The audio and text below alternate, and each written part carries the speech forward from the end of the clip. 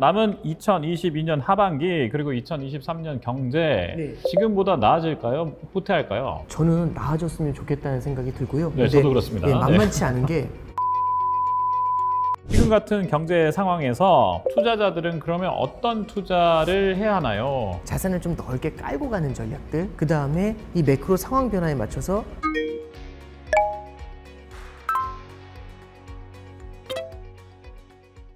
일타 강사 오건영 작가에게 듣는 1분 Q&A 시간을 갖도록 하겠습니다. 첫 번째 질문 들어갑니다. 올해 7월까지 지금 경제 상황이 진행됐습니다. 작년하고 완전 양상이 달라졌는데 7개월 동안 어떤 일이 있었습니까? 금리 쇼크가 굉장히 컸던 것 같아요. 그러니까 작년 말부터 올라왔었던 인플레이션을 잡기 위해서 금리를 빠르게 올리려고 하고 있는 거고요.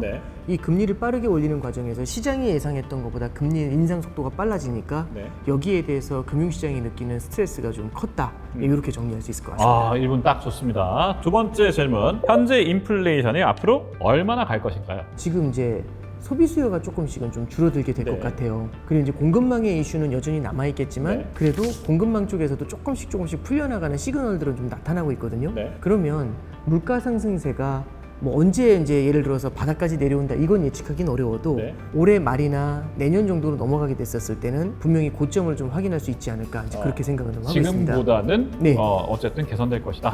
상승세가 좀 둔화될 것 같다 이렇습니다. 자, 3번 스태그플레이션 이야기 나오고 있습니다. 스태그플레이션이 일어날 가능성이 있을까요, 없을까요? 70년대식의 스태그플레이션 가능성은 높지 않다라고 보고요. 그게 무슨 얘기냐면 70년대는 마이너스 성장에 물가 상승률이 10% 이상이 넘는 게 꽤 오래 지속이 됐었어요. 근데 저는 지금 같은 경우는 그 정도 레벨까지는 아니지만 그래도 일시적인 스태그플레이션은 나타날 수 있다라고 보는 게 성장이 둔화되는 속도보다 물가가 내려오는 속도가 좀 느릴 수가 있거든요.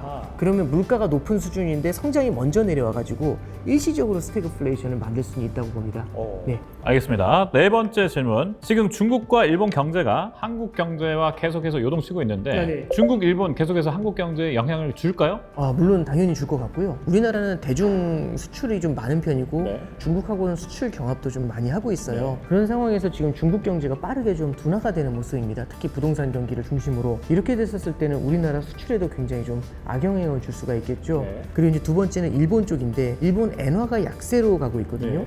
이 엔 약세가 우리나라 수출 경쟁력에는 그렇게 좋은 얘기는 아닙니다. 우리나라가 결국에는 성장의 중심이 수출 성장 쪽에 좀 강점이 좀 있는 편인데 이 강점이 약간씩은 좀 희석되는 악영향을 줄 수 있지 않을까 그런 일본 걸 좀 제품이 봐야 더 될 것 싸? 같습니다. 뭐 이런 경쟁지에서? 그렇죠. 소재라든지 이런 것들이 그렇겠죠. 자, 다섯 번째 질문. 남은 2022년 하반기 그리고 2023년 경제 지금보다 나아질까요? 후퇴할까요? 저는 나아졌으면 좋겠다는 생각이 들고요. 저도 그렇습니다. 만만치 않은 게 결국에는 물가는 그래도 상승세가 둔화된다고는 하지만 이미 높아져 버린 물가와 높아져 버린 금리가 성장에는 조금 이렇게 좀 압력을 좀 가하게 될 것 같아요. 특히 미국을 중심으로 해서 성장세가 둔화될 가능성이 좀 있거든요. 이럴 가능성이 조금 높아서 4분기를 거치면서 경기 둔화에 대한 리스크, 크게 가면은 경기 침체에 대한 리스크들 이런 것들을 좀 눈여겨봐야 될 것 같습니다.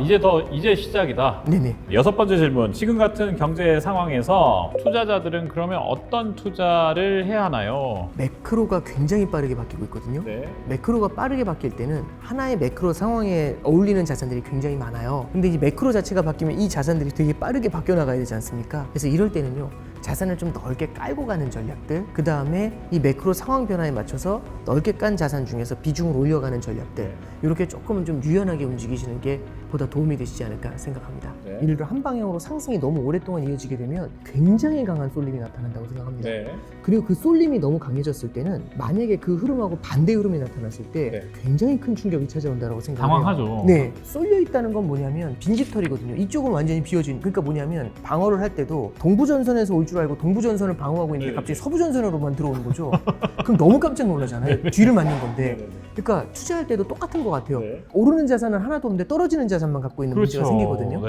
그래서 저는 작년에는 이제 많이 얘기를 하다 보면은 성장주, 주식을 사자, 많이 기술주. 올라가는 미국 주식 이런 것들을 많이 선호하셨는데 이제 올해는 또 인플레이션이 찾아오고 미국 성장주나 이런 쪽이 좀 부진하니까 그럼 원자재를 살까 뭐 이런 얘기들이 되게 많이 또 나오기 시작했던 거예요. 원자재 쪽으로 너무 많이 또 쏠림이 나타날 수 있다 이러면 쫙 쏠려가니까 그렇게 가지 말고 나눠 가자라는 생각을 했던 거죠. 08년도 금융위기를 겪으면서 영원한 건 없다. 그때도 영원한 원자재 상승- 막 올라갔잖아요. 올라갔다가 또 확 주저앉아 네네. 버렸죠.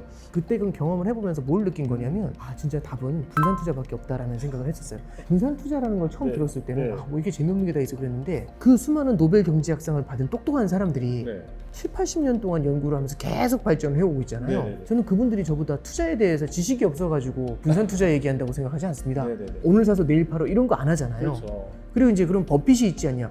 버핏은 시간을 나누는 거죠. 네네. 시간을 지불하는 거지 않습니까? 엄청난 시간을. 주식을 보는 그분만의 안목이 있는 거잖아요. 그분만의 철학이. 네네. 그러니까 저는 그분은 좀 예외의 케이스라고 생각을 해요. 어. 그런 케이스가 아니라면 일반인들 같은 경우는 저는 분산 투자가 답이라고 생각을 하고 지금 그럼 비중을 여기서 어떻게 해야 돼요? 거죠. 그럼 지금은 아니, 이게- 인플레이션에서는. 네, 가능성인데 네. 저는 지금은 인플레이션이 예를 들어서 올해 하반기, 올해 4분기로 가면서 거기서부터는 좀 피크아웃이 되지 않을까 그렇게 피크아웃 조심스럽게 보고 있어요. 올랐다가 이제 떨어지는. 예, 높은 레벨인 건 맞는데 네. 계속 올라가는 게 아니라 약간은 이제 산 꼭대기를 확인하는 네. 저는 그러면 분산 투자 차원에서 이런 관점인 거죠. 만약에 제가 생각하는 가능성이 높다라고 하면은 지금은 인플레이션의 자산에 대한 비중을 높여놓지만 네. 시간이 흘러가면서 언제든지 반대편에 있는 자산으로 이동할 준비를 해놔야겠죠. 뭐 그러면 이제 주식형이라든지 그렇죠. 뭐 기술주라든지 이런 네. 부분들은 언제든 이제 한 번 또 오르면 무섭게 오르는 애들이니까. 그렇죠. 주식형 자산들도 있지만 뭐 예를 들어 주식 중에서도 가치주나 네네. 아니면은 뭐 배당주도 있고 네네네. 또 채권 같은 것도 네네네. 금리가 내려가는 국면에서는 조금 수혜를 받을 수 있거든요. 네네네. 그래서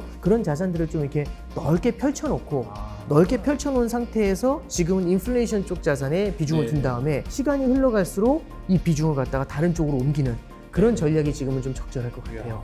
지표들을 보면은 Fear and Greed 인덱스라고 해서요. 탐욕과 공포 지수라는 것들이 있어요. 네. 그런 심리 지표들이 있습니다. 네. 그런 심리 지표들은 꾸준히 좀 모니터링하면서 네. 귀담아 들어야 된다라고 생각을 합니다. 탐욕과 공포 지수를 찾아서 너무 공포 지수로 가거나 네네네. 너무 탐욕 지수로 가거나 그럴 때는 이럴 조금 때가- 좀 살아난 판을 걷는 것처럼 좀 바라보는 게 되게 필요한 것 같아요.